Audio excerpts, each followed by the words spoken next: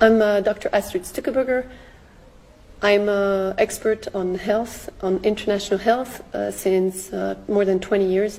Research, science, a lot on methodology of research and ethics.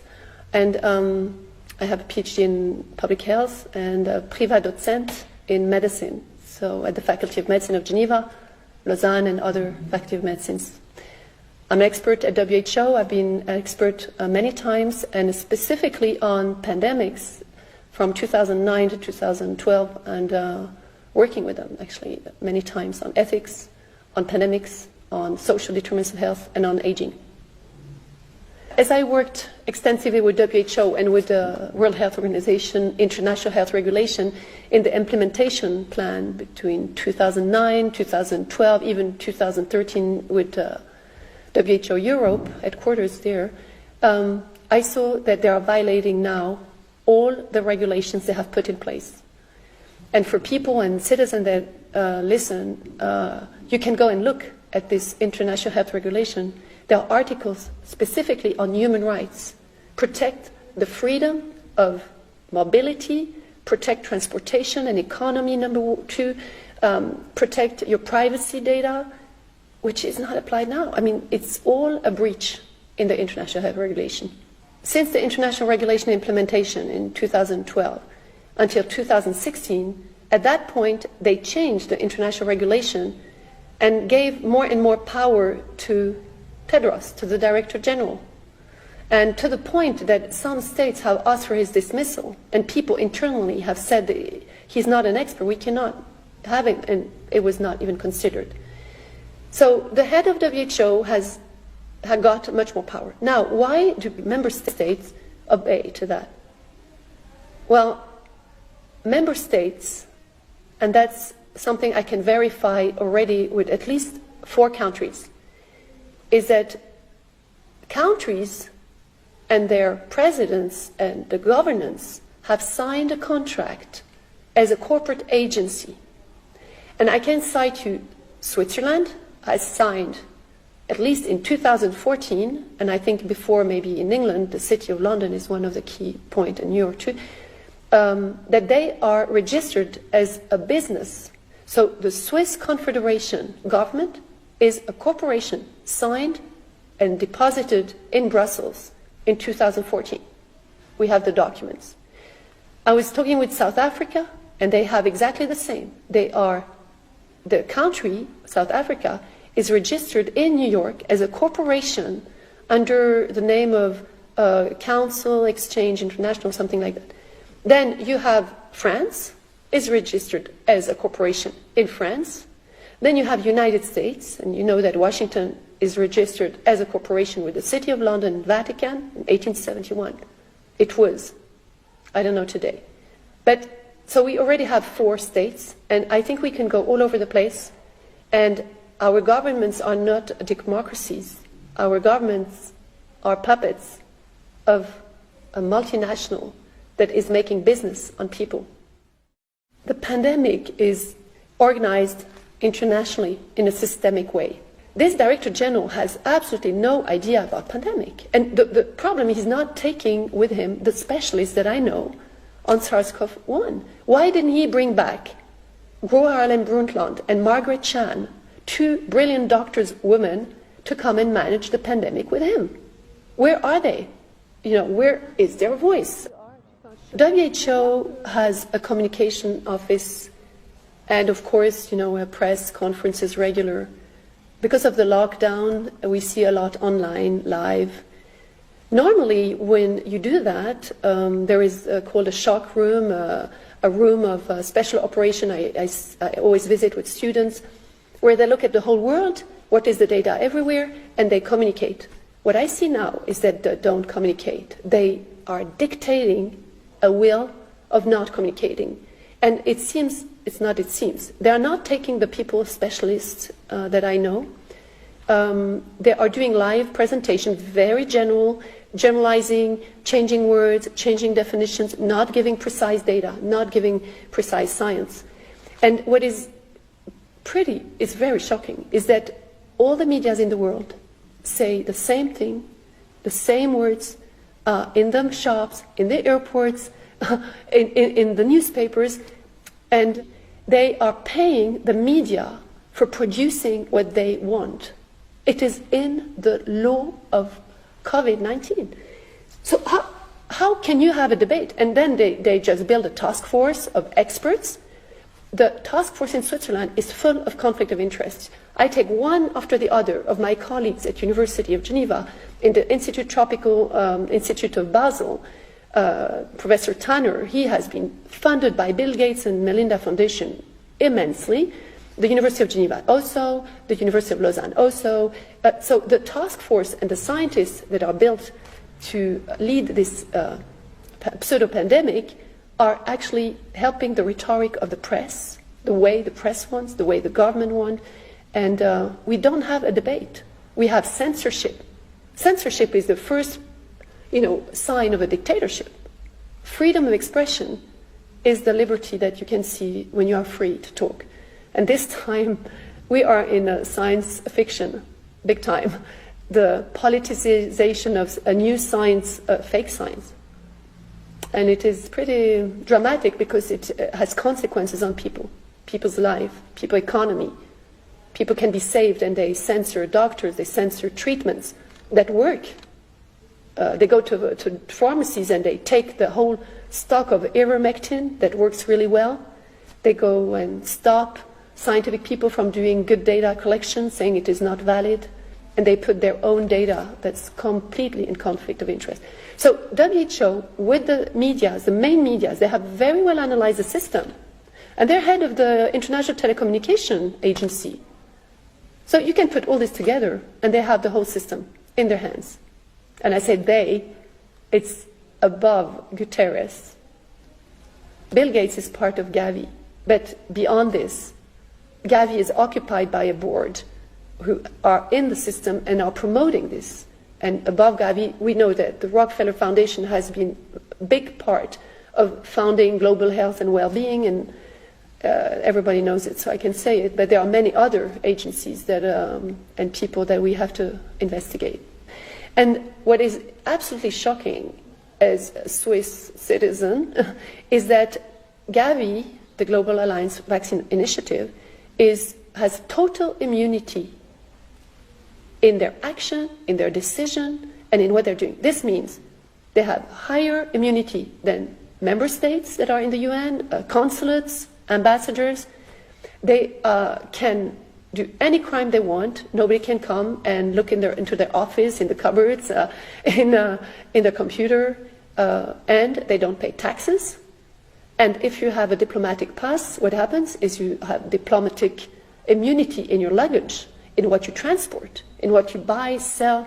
And as you know, we have a secret bank in Switzerland, so it's very easy also, to do a lot of financial setup. So that's the first thing, is that Gavi is a big, big player, signed with the Swiss government, with the FDA of Switzerland, Swiss Medic. They are deciding for our health system and your vaccination campaign. And I suspect they have done this with every country in the world.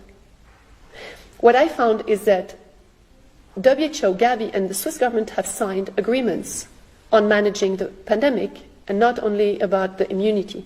What I also found is that Gavi has made partnership with bilateral agencies of the United Nations for, like World Bank, probably others. World Bank is very important because they created something called the IM, the International Financial Facility for Immunization. And this mechanism, this is really incredible. This mechanism is a mechanism that helps Gavi to get funds and donors. And those donors are member states. So we can find, like Italy has given millions to Gavi through this mechanism. They are having a stock bond market. They have made a financial system so each time the country gives our taxes to the IFFM, they give it, in fact, to Gavi to apply his immunization program and global plan of vaccine, that you can find the plan on WHO, 2016.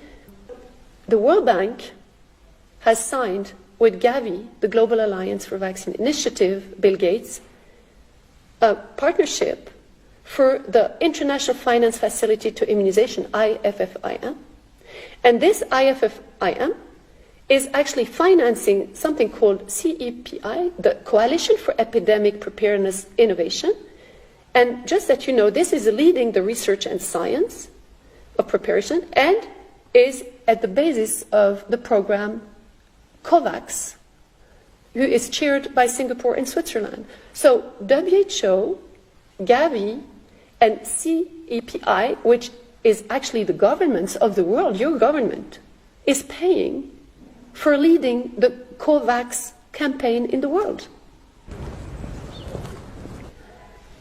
What is clear is that there is a big international, multinational, maybe very small, of people with huge amounts of money, probably those who produce the money in private reserve banks. As you know, many of the banks are private and not public, and they don't belong to the government. In the US, I think it's like that. Switzerland also. So the agenda of this big coalition, families, and Bill Gates is part of this, are not hiding what they want to do. If you look at what Bill Gates said in 2015 in a TED Talk, he talked of the virus, the terrible virus, the pandemic, and he talked of depopulation. He said there are too many people on Earth, we have to depopulate. And so that's one agenda, definitely. But it's not new. If you remember, those families or a lot of people have already started in the Second World War with eugenics. They wanted the Aryan race, they wanted the best, that was their excuse for depopulating.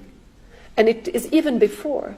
The other wars, so this is not new. What is new is that we see it clearly today, that they are trying to lock down the liberties of people. The freedom of people is really disturbing them. They want to annihilate any thinking and emotion and cognition. And by the way, this swab in the nose is unprecedented because you can take the saliva and test the DNA. So going down there is with an intention. And one of the intention is that you have the most sensitive cilia of regenerating every day, your brain and the whole sector behind your eyes, pineal gland, etc. And if you touch that, you go and touch the brain. So if you contaminate this in a way or another, or you put something there, or you even destroy this section, it can really have consequences on your aging, on your longevity. So this for me is one of the agenda. They are doing everything to go in this area. So clearly, they want to destroy a depopulation. They want to annihilate those who will survive with their brain being completely unfunctional, obeying. They want to even put nanotechnologies under the skin, make ID passport with a vaccine. So you see clearly that technology is going to lead people. And as this expert of health, Bill Gates, is actually an expert of technology, he has not a clue in health, he of course has the intention to use his technology very advanced. You know, you have to go and look at how technology is advanced today. You can send Wi-Fi data that is nanotechnology. You can take your DNA and send it through Wi-Fi. So this is a very big agenda also. It's to take technology and control people. And maybe the last, but very interesting and very important, is to take away from people their belief system, their spirituality, and their humanity, because they're closing churches, they're closing things that make people spiritual, they are annihilating all the natural healers. And even in Switzerland, they're letting doctors practice, but the natural healers, they're not. The plan is to keep on and to make it stronger and stronger until they control everybody with technology, with the ID vaccine passport. This is their aim. It is that they are controlling us little humanoids, transhumans, which have chips and are controlled by this nanotechnology that seems like science fiction, but it's already there. You know, there are electronic tattoos. I'm doing a lot of reviews on innovation in aging, and electronic tattoos can monitor your brain, your heart, and they're much more than that. You can implant and direct the brain. So that's what they're doing. So that's the first thing. It's that science and technology is way beyond what we see today. So this is just going to go on forever, because what they're doing, you can see it happening now. It's that those who got vaccinated thought that the vaccination would liberate them. And on the opposite, they're vaccinated, they're dependent on what they call the mutation. They are using this as a gimmick. So they say, oh, every mutation, always with the wrong test, there's a mutation, a new vaccine. So not only people have to make 2 vaccines now, which is also unprecedented with an experimental injection, but now they have to keep on wearing masks, and they have to keep on doing lockdown and distanciation. It doesn't solve anything. They think they're going to travel, but then they will have an ID vaccine passport that will force them to get vaccinated regularly so they can control them more and more, their health, maybe eliminate them. It's really criminal. So the fact that we see that the plan is done for 2031 in the papers of the government, and you have to look for it, is already a plan.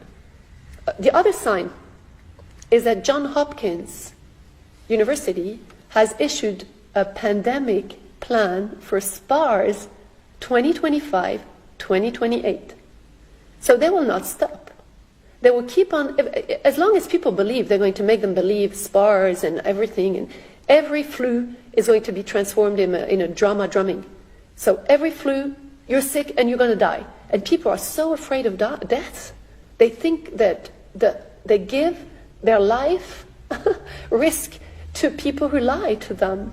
They believe in a government that lies to them. So they're using fear. And those who are fearful and don't change will probably, unfortunately, die. So I'm just, calling people to wake up and take back your health. Don't believe in the government. You are creating a perpetual pandemic. It's an eternal pandemic. This is the worst nightmare you can have, is to be in perpetual fear your whole life. Perpetual vaccination. No. So, you see, that's what they want. And they're doing it in front of everybody's nose, So, crazy. But I'm glad the US has refused the obligation of vaccination, and so has the Council of Europe in its resolution of end of January 2021. It's a resolution that is very important for the COVID-19, and 7.3, the 7.3 is saying that there is no obligation and will never be an obligation to be vaccinated. And that's Nuremberg, you see? Nuremberg is when you take people as cobaye and you do experimental injection. This is what happened with Nuremberg. The pharma has been occupying medicine since so long, more than 100 years and even before, that they have, in the Faculty of Medicine, put only the curriculum of you're sick, diagnosis with a machine, and then you get a treatment, and it's always pharma medication.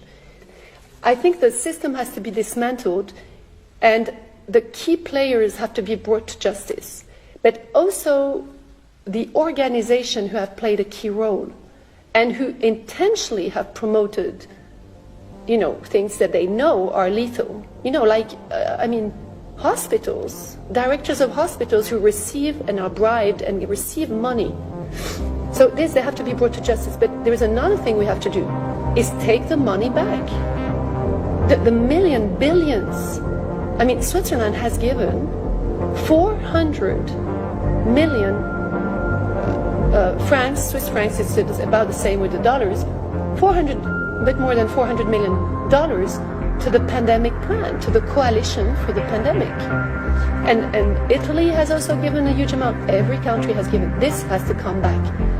All the money made with PCR tests, with vaccines, with all the money that they're producing has to be brought back, and people have to have a world free of tax, because we were paying tax to those multinationals, and we recreate a world that is much nicer, much freer, more local. We keep the international, but we have to get back to local governments.